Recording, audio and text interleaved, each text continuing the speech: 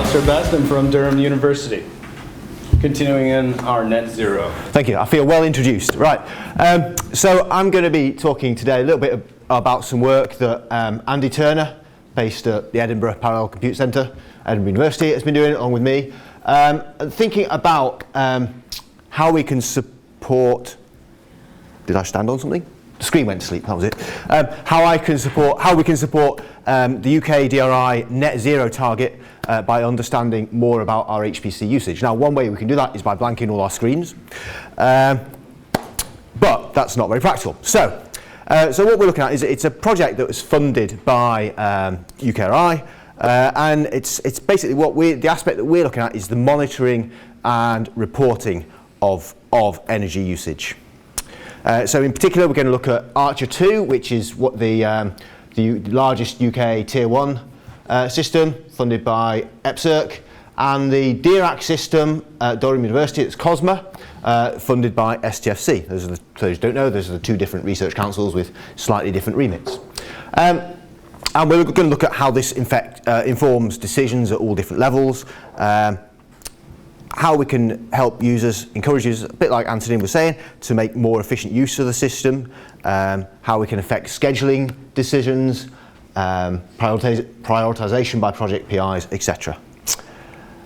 So, an introduction to a couple of these machines. Archer 2 is a 4 megawatt peak load system. COSMA is about 600 kilowatts peak. Now, at the moment, the projects are given core hour allocations, and there's little information about energy use. So users just go on, they use up their core hours, they know nothing really about how much energy they've used. So we're looking at understanding how this is done. And this means this will help with future procurement decisions, for example, and also allow researchers to make the best use of these resources. So Archer 2, here we are, it's about 6,000 compute nodes, looks something like this. AMD processors in there, it's got slingshot interconnect, dragonfly topology, it's got 3 large moderate-sized Lustre file systems, some solid-state storage as well, and some cooling distribution units. COSMA, the 2 generations of COSMA that we've been looking at for this study, there are actually 4 generations in existence at the moment, but we're looking at the newest 2 just because that's where we've put energy monitoring. COSMA 7 is about 115 kilowatts. This is a system that was installed in 2018 based on Intel Skylake processors, EDR InfiniBand network, 6 petabyte of storage, and then we've got COSMA 8, which is a slightly newer system, 360 compute nodes. So you get into sort of the scale of these things, AMD based, 6 petabyte storage, some fast NVMe storage as well. So if we look at a power summary of these, so what we've done at each site is we've measured, how much power does the compute take, how much does the fabric take, how much does the storage take, etc. And we noticed that there are some various things to point out here. So if you look at Archer 2, the storage is taking only 1% of its energy consumption. So in Archer 2, you probably don't really need to care about your storage use because it's a minimal amount. Now, actually partly that's because compared with number of compute nodes, that's a very small capacity. So 2 terabytes per node for Archer 2, 14 terabytes per node for COSMA 7, and 17 terabytes per node for COSMA 8. And so you see on COSMA, the storage is taking a larger percentage. The difference here is primarily different disk generations, so older disks have less capacity for the same power, that sort of thing. So that, there you're starting to see that storage is not necessarily a negligible, not having a negligible impact on your energy consumption.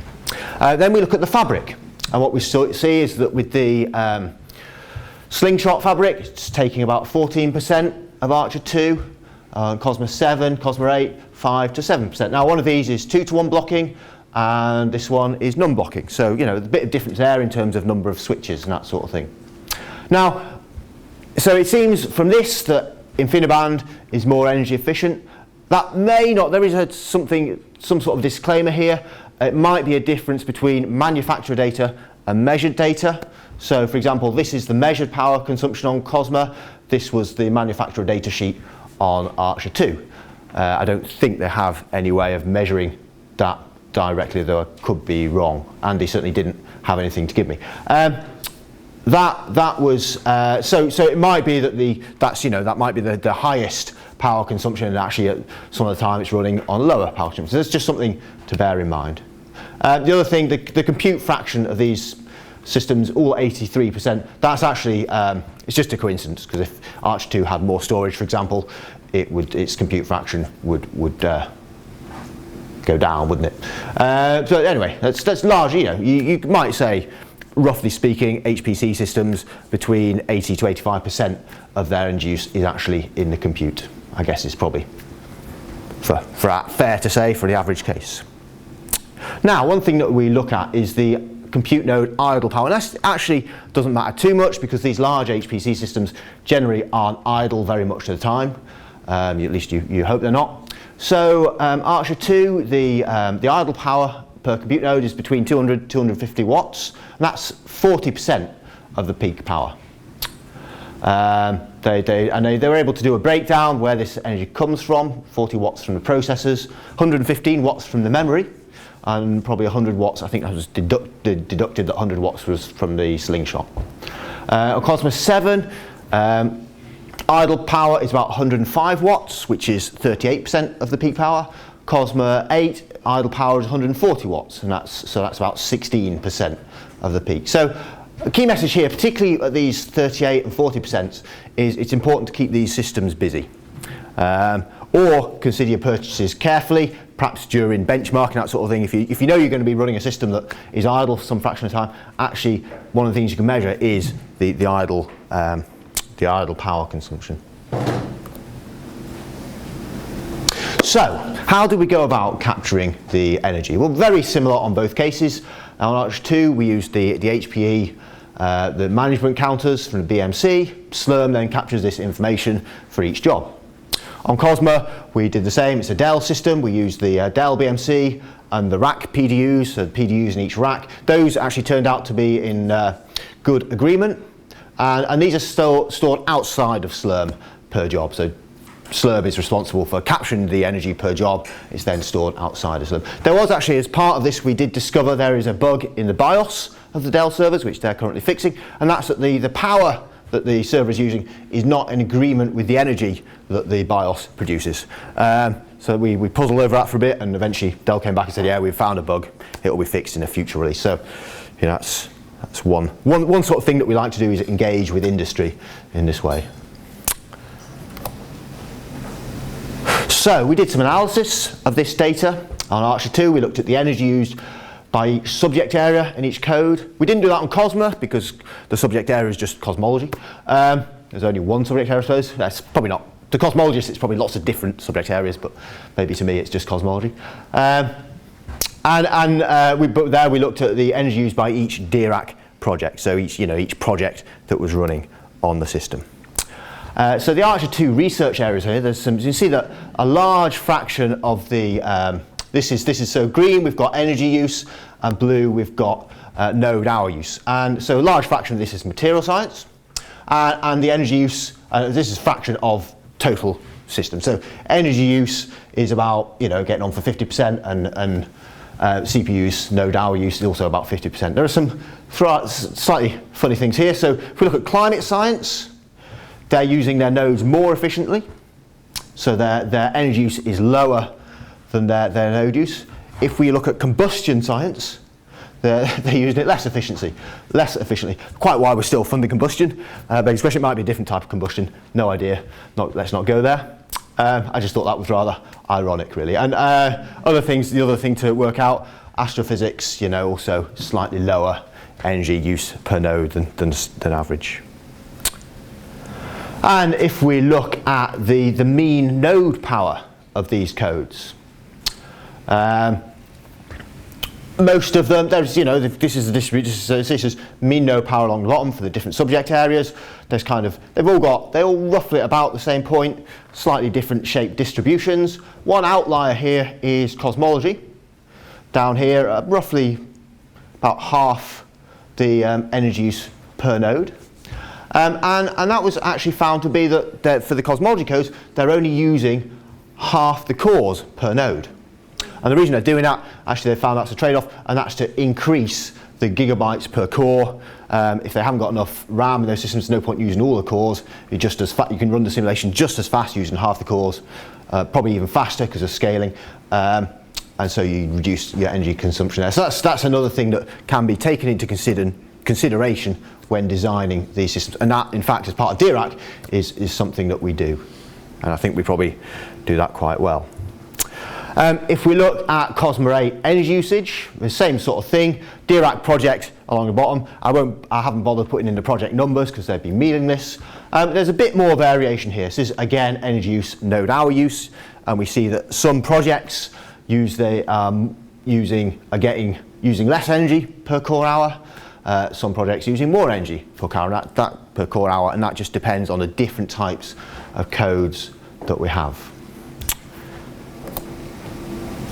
And again, looking at the average node power for each of these projects, we see that there's a large variation now in terms of how much power each project is using. So there's a project up here, quite a small project in terms of how much total energy it's used, in terms of how many core hours it's got, that's getting on for nearly 900 watts per node.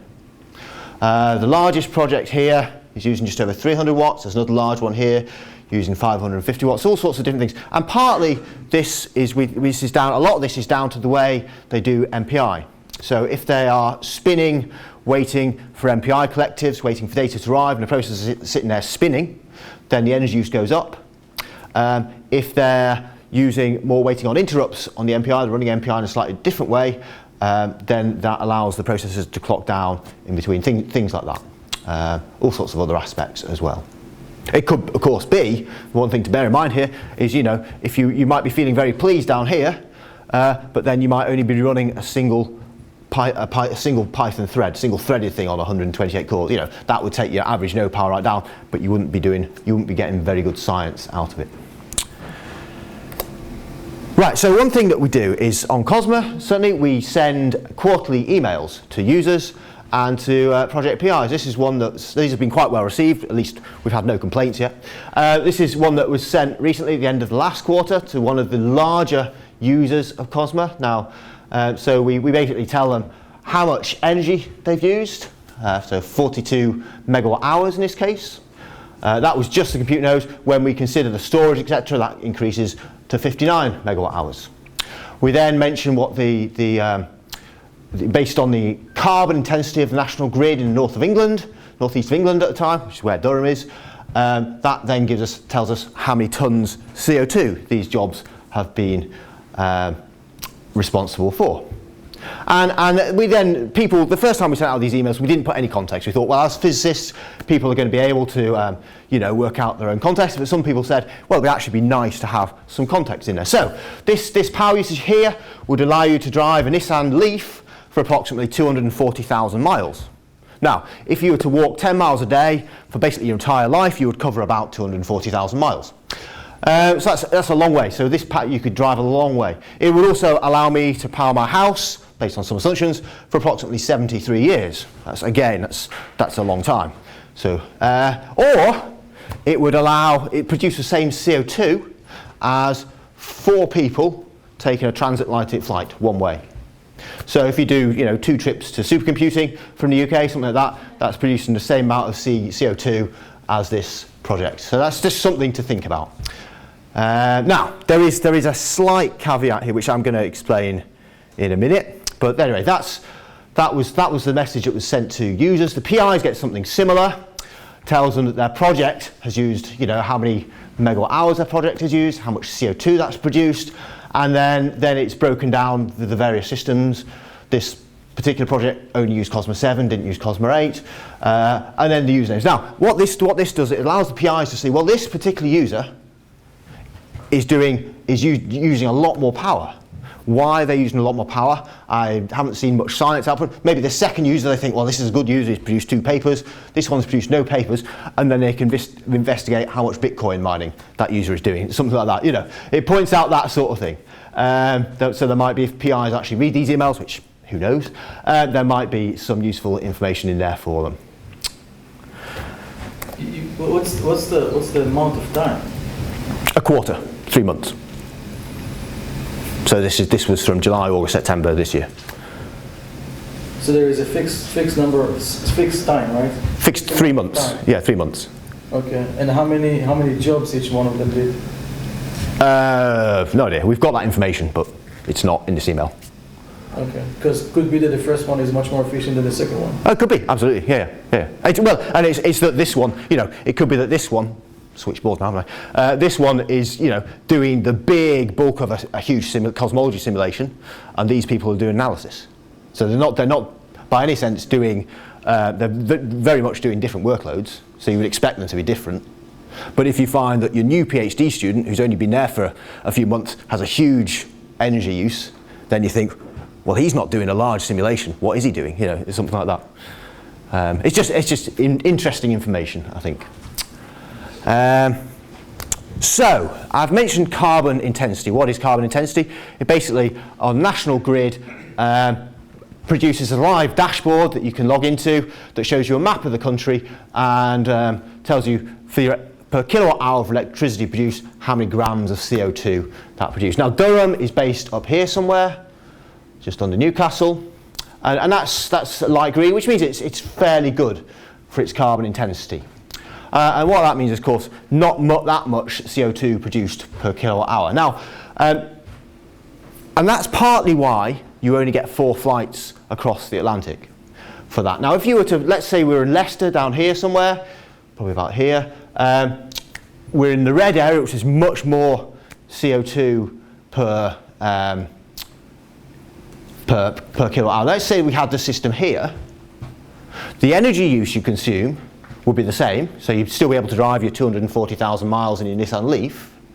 You produce a lot more CO2, so you'd be able to actually get a lot more flights across the Atlantic. So that's why, take with a pinch of salt that that's only 4 flights across the Atlantic for that energy use. Because, of course, if you were to move your system down from here down to here, it's not that the UK as a whole would actually start producing more CO2, I don't think. It's just that, there'd be just the distribution of that energy would be moved around. So it's slightly misleading, yeah. Just for context, the Leicester campus is now on a nuclear-only tariff as of 1st of October. Exactly, and what that does is that means that someone else who used to be using a bit of nuclear in their energy mix, they're not paying that extra for the nuclear, they're now just on gas. So it hasn't actually changed. What we're considering here is the UK as a whole, what the CO2 of the production of the UK, well, the world as a whole, let's say, but let's just say the UK at the moment, the UK as a whole is producing. So we're not saying that this is necessarily a worse place to put your HPC system. It's not. If you move your HPC system to there or to there or to there, it's not actually going to change how much CO2 you don't, moving a system from here down to here, we're not going to switch off some wind turbines and fire up a gas generator, are we? We're just going to transmit it more on a national grid, which is why we have a national grid. But it does affect, I suppose, using this information is why we can work out how much CO2 we've produced based on that to make people feel bad about their flying, I suppose. That's probably the key thing there. So if you get an email from me like that, then bear that in mind with a pinch of salt. The energy use will be correct, but the carbon dioxide produced not be. And of course, as the UK grid gets greener and greener, we're producing far less CO2 per kilowatt hour, which means eventually you'll be able to do all your simulations for a quarter, and that will get you, I don't know, a tenth of the way to the US on a flight, just because the grid is so green. Eventually the grid will be entirely green, and planes will still be producing CO2, and you won't be able to fly anywhere for the amount of CO2 produced because you've produced it. Anyway, that's what I'm trying to say, I think. So moving on, what are the best metrics that can be provided to funders and researchers?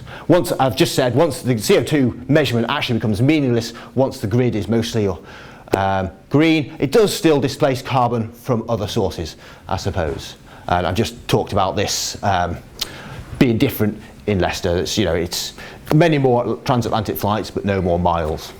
So the key goal here, I think, should be reduced, and certainly at the moment, should be looking at reducing power usage, not necessarily reducing CO2 production, but power usage, particularly when the grid is not green, because we have to consider the country as a whole. One thing that we have not considered as part of this project is embedded energy. So this is the energy, the CO2 that's produced in manufacturing, delivering, installing these systems. I had thought that this, for some reason, for years, I thought that embedded energy is perhaps 10% of the CO2 usage. Someone the other day told me that it was more like half to 2/3. I'm not sure what's true. I think there is another UKRI project looking at embedded energy, not touching it here, but it does mean how long should we be running our systems for? Obviously, if the embedded CO2 is larger, we need to run our systems for longer to help counteract that. There will be a balance somewhere for each system. So for example, Tesseract, that's a DRAC system in Edinburgh, has had a 4-year lifetime and it's being switched off. It will be 5 years by the time it's switched off, won't it, I think. Cosma 6, for example, has an 11-year lifetime, so much longer there. But probably somewhere in between those is somewhat optimal. There are, of course, other constraints that need to be considered, for example, available power on the site, space. So there are other projects looking at that. So one thing we want to consider is, what do we do? Can we start charging users by their consumption? What would it look like if we charge for energy consumption per kilowatt hour rather than per core hour? So what we looked at briefly here is the percentage of energy that a project has used versus the percentage of core hours it's used.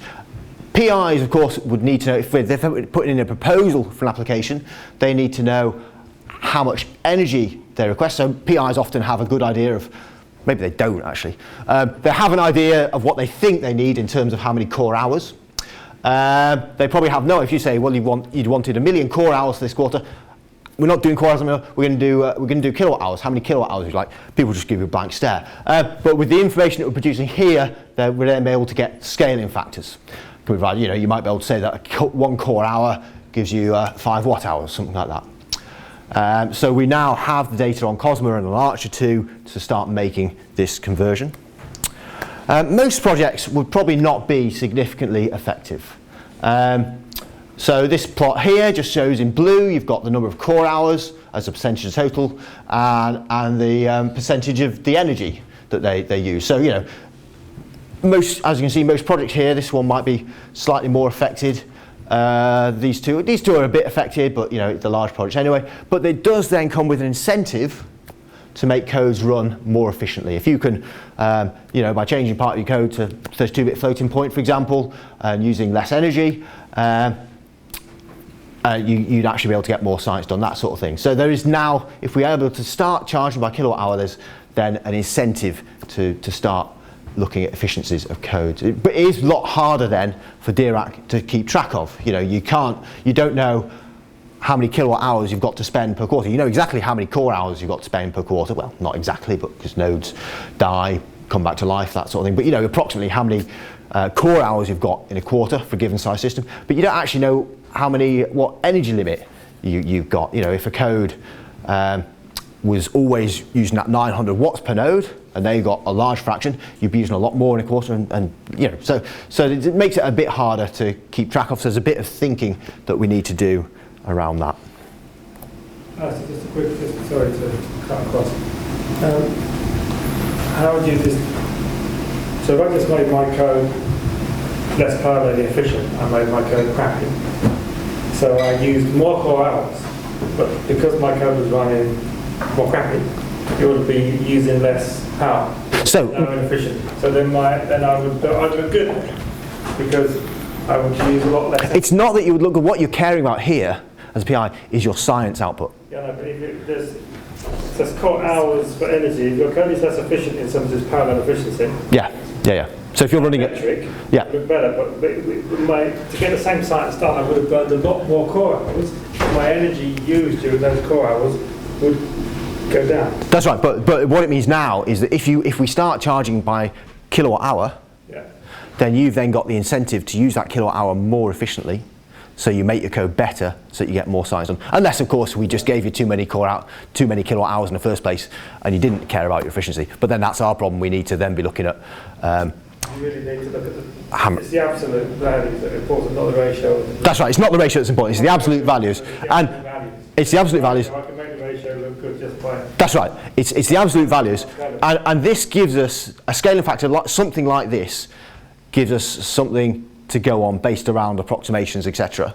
So if we're saying that now instead of giving core hours, we're going to give kilowatt hours, but if you want to know a good conversion factor, it's something like this, then a PI can bid for, you know, a megawatt hour for that quarter. It's then up to them. If they want to put the effort into making their code more efficient and getting more science done, they can do that. No, but it's. And they actually then get more science done. But you deal with different kind of optimizations for the code. Yeah. Which might not be related to making the code better or faster. No. Simple example, right? If I want to improve core hour, I would go everything on polling. Just a simple example, right? Moving data. I'm going to just do polling on data. If I want to optimize core hour. If I want to optimize power, I'm going to go interrupts. But if you want to, that's right. But if you want to optimize science output, I'm going to do polling because that's time. not necessarily. Not if you've only got a set limit of kilowatt hours that you can use. Then I'm going to do interrupt. Then you exactly. Polling. So that's mean that my job's going to run a little bit. My job's going to consume a little bit more time. Your job's going to take. So I'm not going to optimize the time. I'm not going to optimize the job down. That's right. You're going to optimize. Optimize energy. Energy, So exactly. It's a different kind of optimization. It's a different optimization. It's not necessarily making the code better or not. And this is where the 10% stroke 30% comes in. For example, so those For are example. different kind of optimization. That's of right, the code. The that's code right. can be good in both options, right? It depends what you optimize to. Exactly. And this is If you why. optimize to power doesn't mean that you're going to get a faster code. No, that's right. But this is why we're looking here at we're trying to see whether we can help the UKRI net zero goals. And I hate to put this down everywhere, but did a lot of thinking on this subject, just in terms of economies. So, you know, with the energy efficiency, if you lower the power consumption, your energy, you know, the last talks, you can get a more efficient energy per job. It takes a little bit longer. Yeah. Then you think about those other unfortunate sunk costs that happen. That's right. And So what fraction are in they? the machine, because you know you're not getting so many jobs here. Because all those scientists that are eating burgers and driving their cars around and getting older and turning the lights on at home, all those other huge energy costs of people associated with the run blow this away. Normally, I think when you do this. Well, those people still have to live. Yeah, but during with that quantum of their energy consumption, they've done less work. So the total energy consumed per that piece of scientific work, if you make it take longer, they've all got older, they've all eaten more hamburgers, they've all turned more lights on, and actually, you're probably, my guess is, the most efficient is just to rag it as fast as possible by consuming as much power on the computer as you can. I'm not so sure about no. Probably. Because if you've now put in the incentive to make the codes more efficient, you know, you've given them a tool now. You're saying that effectively, if you scale back to core hours, you're saying, well, if you make your code more efficient, rather than having 1 million core hours, you can have 2 million core hours, effectively. The only thing that would work is if you can save power and not increase the time to solution. That's As soon as you increase the time to solution, you're on a loser. That's right. So we're looking at saving power. You have to have to have both ends of the stick. You have to save power and magically not increase the time. Which is basically what the GPU study does. Effectively, well, it increases it very slightly. The time goes up a bit. Yeah, that's right. Actually, I think that in the end they don't save you anything. But if you're giving people now the incentive, previously there was no incentive. The only thing that works by making the code, by the type of operations that are getting done, more power efficient. Exactly. Using those chips for that. Anything that Exactly. the runtime of the And now you've got the incentive to look at making those changes. No, but that means that you want to do some sort of combination of core time and power, not just one. That's right. That's right. And that's up for PIs to then start to investigate. I guess this So just to go forward, going back to the conversation we had at the start of the day about kind of those societal factors we're talking about. So actually making people aware of students while they're working. yeah, this is not necessarily stop students necessarily, but making them more aware of the fact that they are using X, Y, Z amount of power makes them more. That's right. That's right. By giving that email, they suddenly think, oh dear, I've used as much power as Alastair used in 80 years for his house. You know, just running these simulations. Did I need to run that particular simulation? This pointless job that actually didn't get anything. That's right. Things like that. You're incentivizing people to reduce their DRI So before you ask this question, you can see why we're having a panel about this, right? At the end of the day. So I want to table a lot of that discussion for the panel, so we can. Shall I? I'm nearly done, I think. Shall I? Yeah. So one of the things that we're looking at is powering off idle nodes. Just one comment. If I want to get the minimum power, I can take over your entire cluster for a year. That's what I'm saying. I just run everything slowly. I'm going to be the least power usage of this. Yeah, of course. But your system's going to be completely not scientific. No, exactly. And that's what giving the PIs want the science out of it. Okay.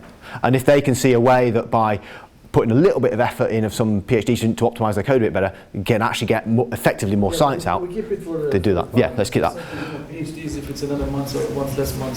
So, one thing that we're generally powering off idleness is something that's talked about a bit. For tier 1 systems, they're high usage. It's generally not something you would do, but it is something that is potentially of interest for test clusters, CI/CD clusters, that sort of thing. Systems where the nodes aren't always in use 100% of the time. So something we've started doing recently is powering off our dying clusters, a small test cluster. If these nodes are idle for more than an hour, they now get powered off. That's now automated in Slurm. Why 1 hour? It sounds long time. Probably, yeah. I don't know. Just something I chose. Plucked out the air. I thought 3 seconds was probably not long enough. And that's that. We'd just begin to build up some statistics on this, how long they'll be off for, and that sort of thing. Another thing that we're looking at is DIRAC currently looking at installing £1 million worth of solar panels in Durham. This is to offset our operational expenses, our electricity costs, as part of the DIRAC Federation project. So now one thing that this led me to think about this, should DRI projects spend some fraction of their capital budget on green energy sources? So for example, when we put Cosma 8 in, it's 5 or 6 million, something like that. If we would spend 5% of that capital budget on solar panels, that would give us, effectively that many megawatt hours per year. Now, over 25-year lifespan of solar panels, they might live for longer, who knows, that will be a 3 gigawatt hours, and that's then 1.6 years of Cosma 8 operation. So actually, by spending 5% of your budget, and if we assume that Cosma 8 might last, I don't know, for simplicity, 4.8 years, by spending 5% of your budget, you've actually then covered a third of your electricity consumption. The good point around that is actually also the amount of money you would have saved on the energy that you wouldn't have bought. That's right, that's another, but then you've then got the downside of how much science you've not produced. So it's something that, it's one of those things that I can imagine sometime in the future, UKRI might, for a certain period of time, might mandate that until the grid has been green, something like that. So some things that we still want to do as part of this, a study, this is last slide by the way, a study into the impact of failed jobs. How much of these jobs that are running on the system don't actually produce any science. So there are of course jobs that are labelled as failed by Slurm, but of course they're not necessarily failed. They might still have produced science up to a point, checkpointed, carried on running, crashed, but restarted from a checkpoint. So they might have actually produced science, and ones that are labelled as good, that completed successfully, actually the results of those might never be touched, that sort of thing. So I'm not quite sure how we can go about looking at that, but it is something that's interesting. And then the other thing to look at is a study which Andy is going to look at, is a study of energy charging approaches. Do you charge by median, no power, maximum, absolute energy cost? Provide PIs with a discount based on end use and that sort of thing. So there we are. I don't know if we have time for questions or not. I do want to at least get one question in from online, and that was just out of curiosity. Are you aware how the 83% compute for Cosma 7, Cosma 8 is split between CPU and RAM power consumption? No, don't have that information. Okay, fantastic. All right.